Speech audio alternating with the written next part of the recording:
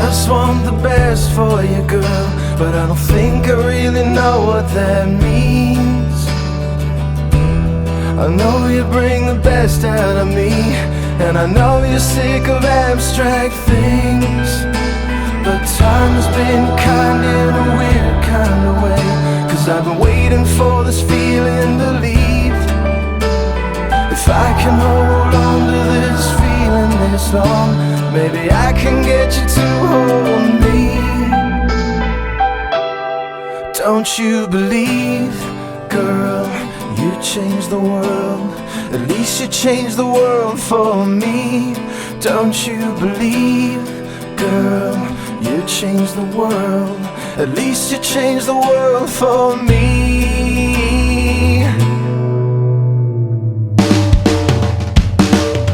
I won't be sorry if you leave me, girl, 'cause I'm the world's biggest fan of cliches. I'll set you free, then I love like I'm not hurting in the world's worst ways. But I don't know if I can make it alone, and I don't have much more left to lose. I can't say for sure just where I'll end up. I just wanna end up there with you. Don't you believe, girl, you changed the world. At least you changed the world for me. Don't you believe, girl, you changed the world. At least you changed the world for me. When the darkness never ends and my world's crashing in, and it starts to turn again, will you believe?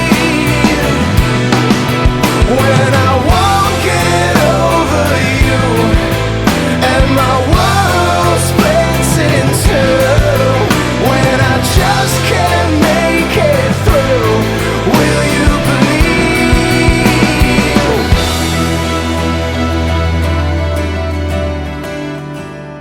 Don't you believe, girl, you changed the world. At least you changed the world for me. Don't you believe, girl, you changed the world. At least you changed the world for me. Don't you believe, girl, you changed the world. At least you changed the world for me. Don't you believe, girl, you changed the world. At least you changed the world for me. Hey, yeah. At least you changed the world for me. Oh. At least you changed the world for me. Yeah. At least you changed the world for me.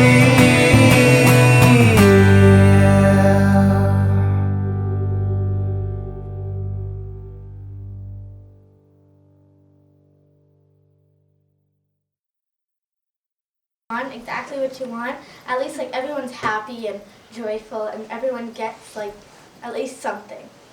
What is the true meaning of Christmas? I feel bad for the people who don't get any presents, so I would give to people who have no present to them. How does it make you feel when other kids don't get presents like you? Sad, Why so? because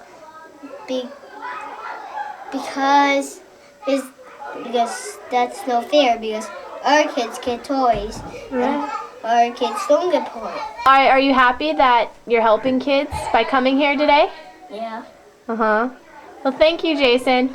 Merry Christmas. I'm going to donate $300 to purchasing gifts at Walmart for 3 needy children and their families. And the third thing we're going to do is we're going to use the $400 and donate it to O2H5, Hawaii Helping the Homeless Have Hope, to Utulangi, the owner of that shelter, and we're donating $400 so he can help with the homeless Keiki. Sun's up, it's a little after 12. Make myself, leave the work for someone else. People say that it's just a phase. They tell me to act my age.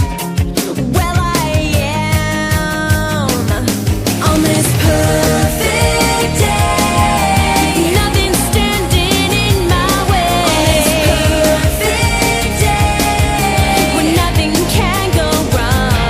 It's the perfect day. Tomorrow's gonna come too soon. I could stay forever as I am on this perfect day. Proud of you girls who have taken this project on and spearheaded it and done this. It's an entirely student-run project, and that shows a lot of initiative and organization and commitment, and it's a very wonderful thing. That's all I'm Dream. 'Cause when I've had enough, you'll hear me say, now don't you try to rain on my perfect day. Morning from KHON2 News. This is Hawaii's Morning News with Kirk Matthews and Tanya Waki, Hawaii's #1 morning news. Welcome back. Honolulu students hope to do their part in giving back this holiday season.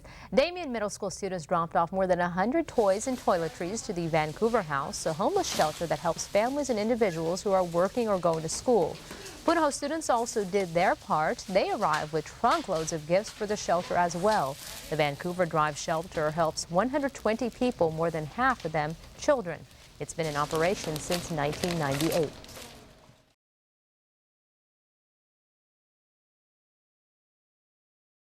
So, can you tell us a little bit about the children here and what they, Sure. why they're here and?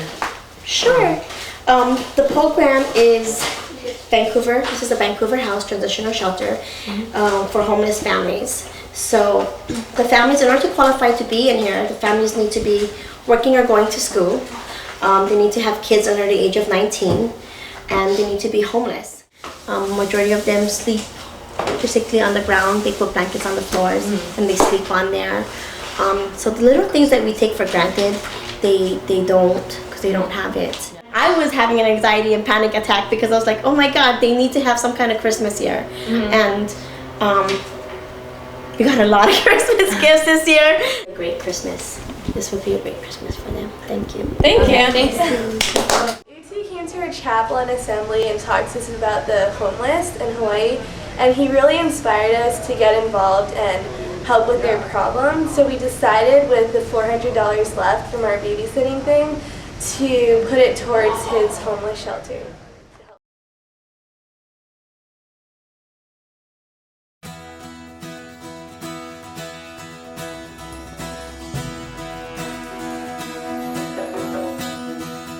Open the eyes of my heart, Lord. Open the eyes of my heart. I want to see you. 204 cubits, starting from number 1 there, going down this way, and then heading all the way back. So single men are in the very far part of the shelter, and this is family section here that used to be the first 2 rows, and now it's about 1/3 of the whole shelter. So we have nearly 350 folks in here and about 100 children. And I can. The eyes of my heart, Lord. Open the eyes of my heart. I want to see. Our trip to the homeless shelter was like a really eye-opener for us, seeing all the homeless people, all the families and young kids living in these little cubicles, which were their houses.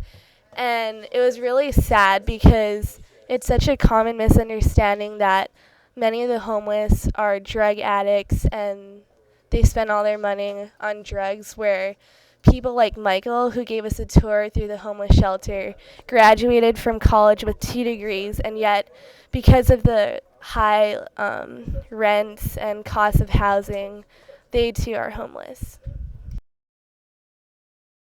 I graduated from Cal Poly in San Luis Obispo, with a degree in political science and history. I've been all over Asia. I've got an Asian studies minor. I've worked at the Four Seasons. I've got a good resume. I just had tremendous trouble finding work.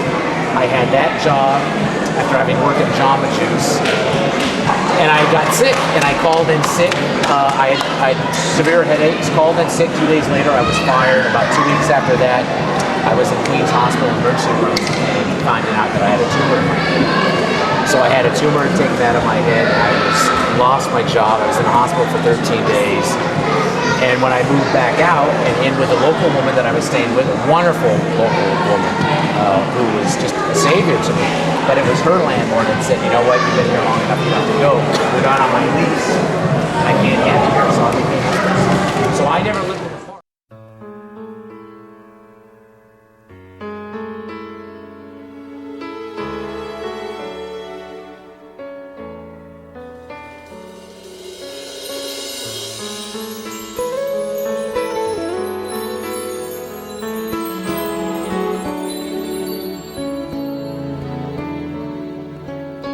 There are days when I feel the best of me is ready to begin.